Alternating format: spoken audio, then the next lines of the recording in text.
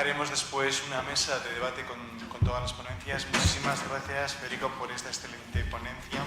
Continuamos con la integración de los datos ómicos en el contexto de la historia clínica electrónica, con un proyecto que es el proyecto eMERGE, y nos lo va a contar Berta Almoguera, que es adjunta del Servicio de Genética de nuestro hospital, el Hospital Universidad de Fundación Jiménez Díaz, y también miembro del CiberAir.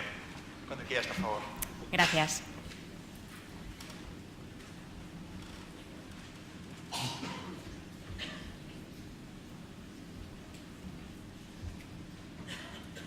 Vale, bueno, buenos días a todos. Lo primero, agradecer a los organizadores de esta jornada al haberme invitado. La verdad es que es un placer para mí estar aquí y poder presentar este trabajo.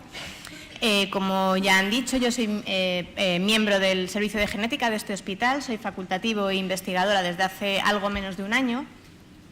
Aquí leí mi tesis, de hecho en esta misma aula magna la dirigió la doctora Ayuso y el doctor Rafael Del Rey, y ese mismo año, en el año 2011, me fui a Filadelfia a realizar una estancia postdoctoral en el Center for Applied Genomics, que era uno de los grupos pertenecientes a este proyecto eMERGE, y bueno, os voy a contar un poco la experiencia y lo que hicimos en ese proyecto durante los 6 años que estuve trabajando allí.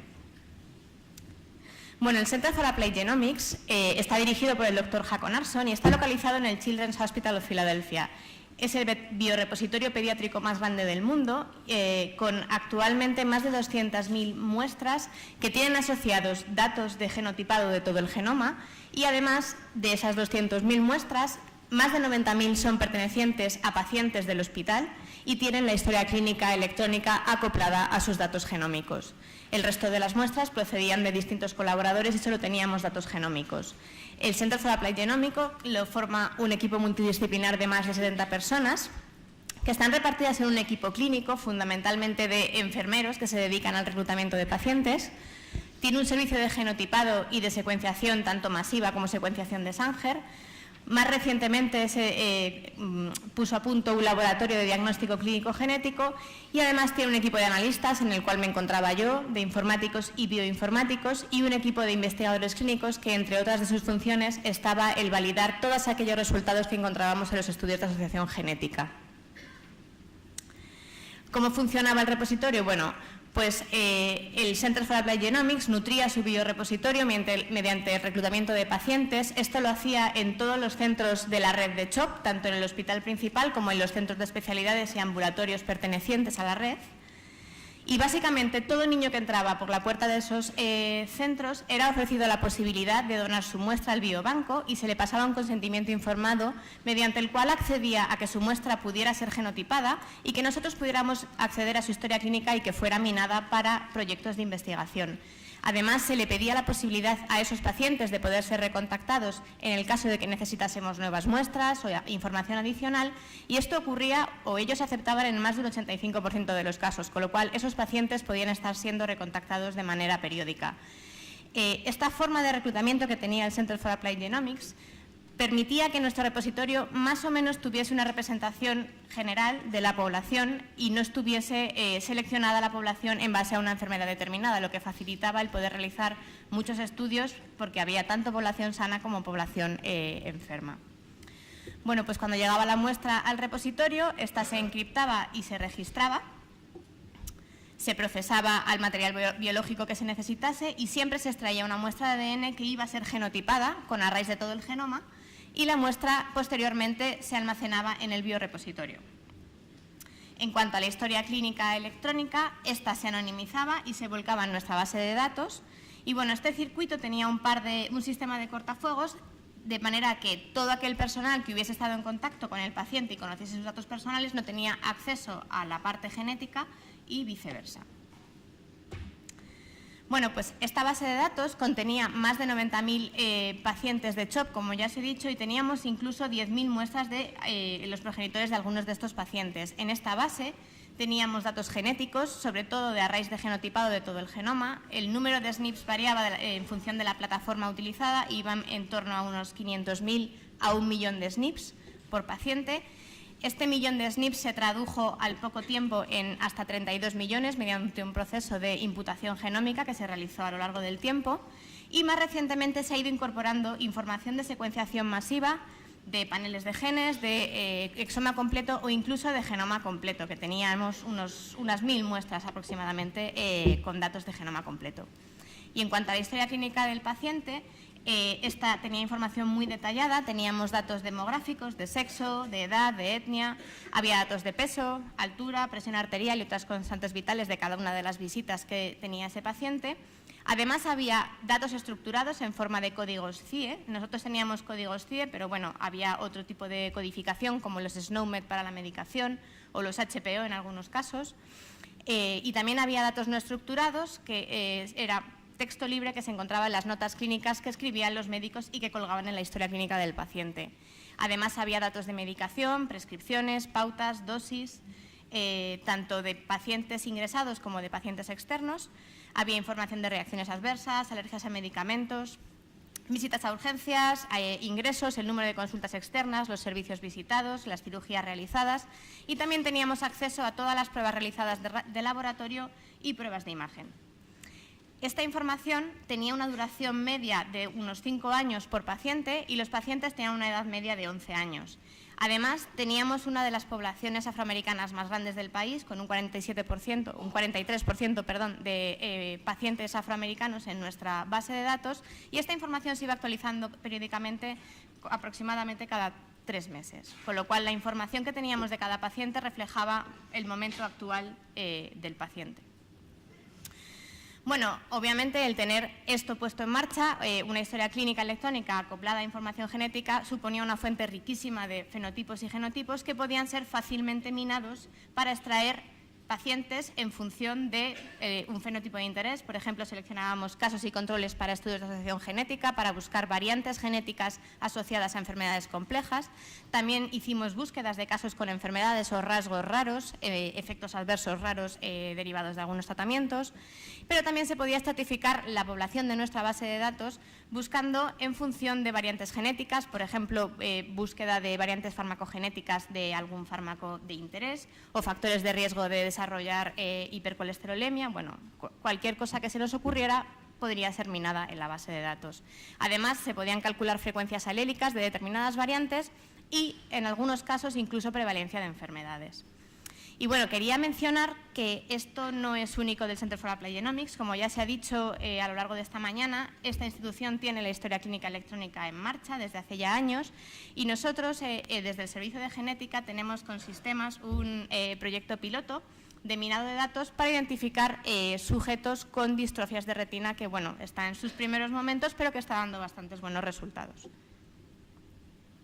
Bueno, pues esta infraestructura que os acabo de contar permitió que en el año 2012 pudiésemos pasar a formar parte de este consorcio IMERGE, que son las siglas del Electronic Medical Records and Genomics. Este es un proyecto multicéntrico financiado por el Instituto Nacional de Salud de los Estados Unidos y que iba dirigido precisamente a eso, a biorepositorios de muestras con ADN genotipadas, con arrays de todo el genoma y que tuviesen vinculada su historia clínica electrónica. El requisito mínimo para poder incluso pedir la solicitud era tener al menos 3.000 muestras con datos de genotipado de al menos 500.000 SNPs. Bueno, este proyecto comenzó en el año 2007. El objetivo de este proyecto, de esta primera fase, fue fundamentalmente mejorar la investigación genómica, aprovechar esos datos existentes en los repositorios para minarlos y encontrar variantes de susceptibilidad para las enfermedades complejas mediante estudios de asociación. Comenzó con 5 centros con muestras de adultos exclusivamente y se juntaron unas 17.000 muestras genotipadas para realizar estos estudios de asociación. En la fase 2 ya se cambió un poco el foco del proyecto, pasando solamente de investigación a una parte más translacional, con la intención de evaluar el proceso de integración de esa información genética en la historia clínica del paciente, y se pasó de 5 centros exclusivamente de adultos a 7 y además se nos permitió la entrada a 2 centros pediátricos, que es cuando entramos nosotros, el CHOP, y además entró el Hospital de Cincinnati junto con el Hospital de Boston. De ahí se pasó de 17.000 muestras a más de 50.000 muestras genotipadas y además durante esa fase se secuenciaron 9.000 muestras con un panel de genes de interés farmacogenético. Y ya en la fase 3, que es la fase en la que actualmente está el proyecto, que además debe estar ya a punto de terminar, el objetivo y el número de centros se mantuvo, se incorporaron 2 centros de secuenciación masiva, que fueron Baylor y el Broad Institute, y se pasaron de 50.000 muestras genotipadas a más de 80.000 para estudios de asociación y se secuenciaron 15.000 muestras con un panel de genes de interés para los grupos de la red. Bueno, ¿qué objetivos tenía este proyecto? Pues básicamente desarrollar métodos y prácticas para el uso de la historia clínica electrónica para investigación genómica, además evaluar la utilidad de esta información genética en la toma de decisiones clínicas e incorporar la información genética en la historia clínica del paciente. Para realizar estos objetivos se crearon varios grupos de trabajo. Hubo unos grupos de trabajo más dirigidos al aspecto de investigación del proyecto. Para eso se crearon los grupos de genómica y de fenotipado, que iban dirigidos a la identificación de los factores de riesgo genético en enfermedades complejas. Y además se crearon 3 grupos adicionales más enfocados a la parte de implementación del proyecto, que eran los grupos de farmacogenómica, integración de resultados, y el grupo CER, que era un grupo que trataba más aspectos reguladores y de consulta y de educación. Y este grupo de implementación iba enfocado a integrar la información genética en la historia clínica del paciente. Formé parte de los 3 grupos que veis ahí, el grupo de genómica, fenotipado y farmacogenómica, y bueno, os voy a contar un poco qué es lo que hicimos en estos grupos, en qué consistían y cuáles fueron los resultados que obtuvimos. Bueno, en cuanto a la parte de investigación en eMERGE, como os he comentado, había un grupo de genómica y la tarea de este grupo de genómica era fundamentalmente agregar todas las muestras procedentes de los grupos participantes en la red. Cada centro que participaba en el grupo eMERGE participaba a la red con un número de muestras genotipadas y el grupo de genómica tenía que integrarlas en un gran conjunto de datos. Esto fue una tarea relativamente compleja porque, como podéis observar en esta tabla, la variedad de plataformas utilizadas para el genotipado fue enorme y el proceso de combinar todas esas muestras fue bastante complejo y duró bastante tiempo. Al final se consiguió combinar en un solo set de datos de 51.000 muestras, y para eso hubo que realizar una imputación de genotipos. Esta imputación de genotipos, para quien no esté familiarizado con estos términos, de manera muy simplificada, es una especie de genotipado in silico en el cual se infieren aquellas posiciones que no están directamente tipadas por el array de genotipado y lo que se consigue con eso es pasar de un número limitado de SNPs determinado por la plataforma que se haya usado para genotipar a todos los SNPs que estén descritos en los genomas de referencia. Nosotros pasamos de tener 1 millón de SNPs como máximo en las plataformas a tener hasta 16 millones de SNPs para poder trabajar y hacer estudios de asociación genética. En cuanto al grupo de fenotipado, sus objetivos era desarrollar algoritmos de fenotipado que fueran transferibles. Casi todos los grupos que formábamos parte de la red teníamos el mismo sistema de historia clínica electrónica, era un sistema llamado EPIC, y era fácil, una vez desarrollado un algoritmo, poder implementarlo en todos los centros de la red eMERGE. Además de esto, otro de los objetivos era estandarizar la definición de los fenotipos de casos y controles para los estudios de asociación y además facilitar la implementación de los algoritmos dentro y fuera de la red. Muchos de estos algoritmos están publicados en una base de datos que es de acceso público que se llama FICAB y bueno, ahí tenéis un poco la descripción de los algoritmos y cómo se podrían implementar en el caso de que hubiese interés en implementarlos. Bueno, ¿y cómo funcionaba este grupo de trabajo? Pues básicamente cada uno de los centros participantes en la red elegía 3 fenotipos de su interés y se desarrollaban 3 algoritmos por cada centro. Nosotros elegimos 3 fenotipos que fueron asma, dermatitis atópica y déficit de atención e hiperactividad y para el desarrollo de estos algoritmos se utilizaban datos estructurados en forma de códigos CIE fundamentalmente. También usábamos datos semiestructurados, que básicamente eran las prescripciones médicas, y también minábamos texto libre procedente de estas notas clínicas que estaban colgadas en la historia del paciente. Una vez se habían desarrollado estos algoritmos, se realizaba un proceso de validación interna del centro desarrollador y una vez se había validado internamente, se mandaba a un centro o 2 externos para que realizaran una validación externa secundaria. El proceso de validación consistía en revisar de manera ciega 50 casos y controles elegidos de manera aleatoria y calcular los valores predictivos y positivos y negativos. Una vez se demostraba que esos algoritmos eran válidos y que identificaban correctamente a los casos y a los controles, el algoritmo se circulaba a toda la red y se implementaba para seleccionar casos y controles para estudios de asociación. Bueno, en cuanto a nuestros algoritmos, nosotros elegimos asma, dermatitis atópica y TDAH porque eran enfermedades pediátricas muy comunes, prevalentes y crónicas en la población. Además, se sabía que tenía una alta heredabilidad demostrada y los LOCI genéticos que se habían encontrado hasta la fecha no explicaban la carga genética que se le atribuía a esas enfermedades. En el momento en el que realizamos nosotros los estudios existían 38 LOCI descritos en asma, 31 en dermatitis atópica y no había ninguno descrito para TDAH. Además, otra de las características de esas enfermedades es que, al menos en asma y en dermatitis atópica, la frecuencia de estas enfermedades en población afroamericana es mucho mayor que en población caucásica y nosotros teníamos una gran representación de afroamericanos en nuestra base de datos, con lo cual vimos también una oportunidad ahí para encontrar nuevos locus asociados. Bueno, aquí tenéis representados de manera un poco esquemática los 3 algoritmos que desarrollamos. Son algoritmos relativamente sencillos y bastante directos. Se desarrollaron algoritmos muy complejos, pero bueno, estos eran relativamente directos. Y básicamente para definir casos se necesitaba un número mínimo de diagnósticos de la enfermedad en cuestión, codificados mediante estos códigos CIE en 2 visitas separadas del paciente y además se requería al menos una prescripción médica dirigida a esa enfermedad. Para la definición de los controles básicamente se usó el criterio opuesto, que no tuviera ninguna de esas condiciones y tanto para casos como para controles se pasaba un exhaustivo listado de criterios de exclusión para asegurarnos que lo que estábamos seleccionando eran realmente los casos que queríamos y no había ningún factor de confusión en el estudio. Aquí tenéis un ejemplo de factores de criterio de exclusión usados para el algoritmo de TDAH.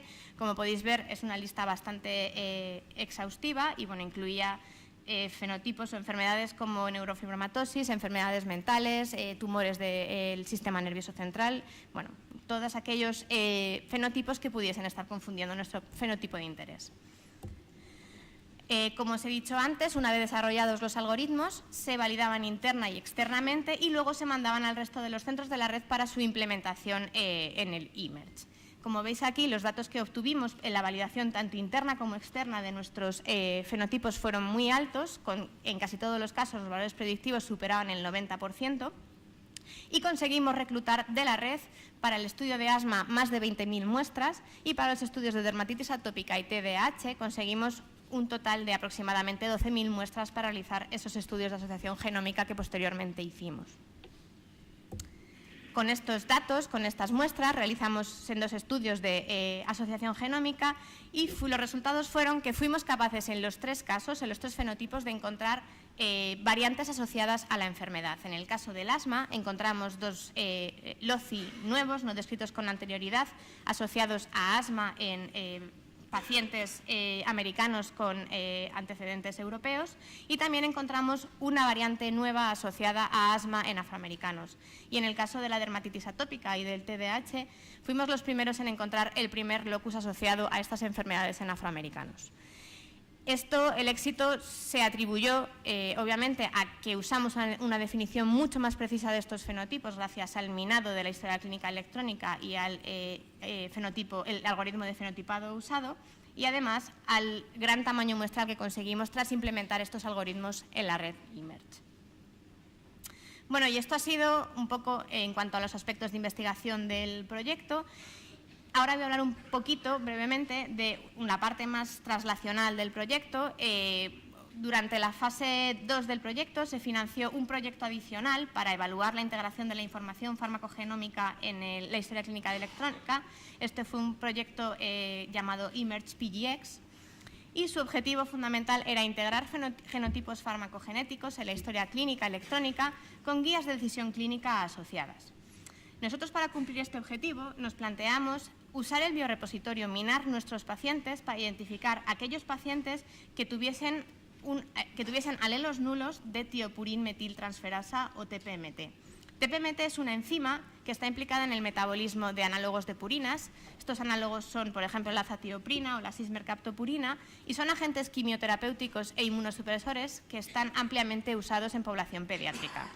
Se ha descrito que aproximadamente un 0,3% de la población presenta ausencia total de actividad enzimática de esta enzima por poseer 2 alelos sin actividad o alelos nulos, y un 10% de la población presenta una actividad intermedia por ser heterocigotos para el alelo silvestre y uno de estos alelos de actividad nula.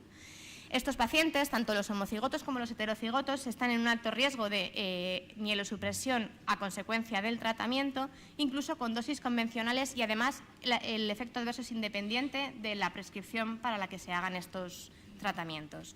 Con lo cual, nos planteamos identificar si teníamos en nuestra base de datos algún paciente en riesgo de desarrollar estos efectos adversos por poseer estas variantes nulas. La manera en que lo hicimos fue mediante imputación de dos de las variantes de pérdida de función en este gen más comunes, que componían tres alelos, los alelos 3A, 3B y 3C, que son los alelos de pérdida de función más frecuentemente encontrados en la población. Para ello imputamos estas dos variantes en todos nuestros sujetos del biorepositorio que estuviesen genotipados, que fueron aproximadamente en aquel entonces 88.000, y se imputaron porque los arrays utilizados en estos pacientes no incluían estas dos variantes entre su composición. La forma en la que hicimos la imputación fue un procedimiento completamente estándar, y una vez se habían imputado estas dos variantes, se construyeron los haplotipos y se determinaron los genotipos y tradujeron los fenotipos metabolizadores. Además, validamos la precisión de esta herramienta en la identificación de estas dos variantes nulas mediante la comparación con dos grupos de sujetos en los que se había o bien secuenciado estas dos variantes mediante Sanger o bien genotipado mediante otras plataformas de genotipado. Y vimos que, además, era muy precisa en la identificación de las variantes. Creo que la concordancia era superior al 99% en casi todos los genotipos. Y bueno, ¿qué obtuvimos de este estudio? Pues que aproximadamente 1 de cada 10 individuos que estudiamos eran portadores de al menos un alelo nulo en TPMT. Y que si además extrapolábamos esta proporción al 2,5 millones de niños que tenía la red de CHOP, calculamos que aproximadamente 170.000 niños al menos podían tener la función de TPMT comprometida, lo que suponía que estarían en riesgo de desarrollar efectos adversos si en algún momento se le prescribía alguno de estos fármacos. Bueno, obviamente concluimos que los repositorios como el nuestro ofrecían una plataforma ideal para cribar e identificar estos individuos con genotipos de alto riesgo, tanto para TPMT como para cualquier otro gen de interés, que además es fácil y económico una vez que tienes puesta en marcha toda esta infraestructura, y que además permite la posibilidad de reducir el número de pacientes en los que realizar estudios de TPMT o del gen de interés en el momento determinado. Bueno, y esta historia tuvo un final feliz porque estos resultados que obtuvimos en el proyecto piloto nos sirvieron para que el CEIC de nuestro hospital aprobase el desarrollo de un módulo de farmacogenética para integrar esta información en la historia clínica del paciente. Las recomendaciones para el abordaje de estos pacientes con genotipos de TPMT que están prescritos, estos análogos de purinas, está muy bien establecido, lo ha establecido el Clinical Pharmacogenetics Implementation Consortium, y son estos que veis en la tabla de vuestra derecha. Y bueno, con esta información y con la aprobación del CEIC, incluimos toda la información que habíamos generado en estos sujetos con recomendaciones, y esto fue como se vio en la historia clínica del paciente. Como podéis ver, aquí tenéis, aquí tenéis el genotipo de TPMT que tenía el paciente, si hacía falta un ajuste de dosis y si hacía falta dónde había que ir para saber exactamente cómo realizar esos ajustes.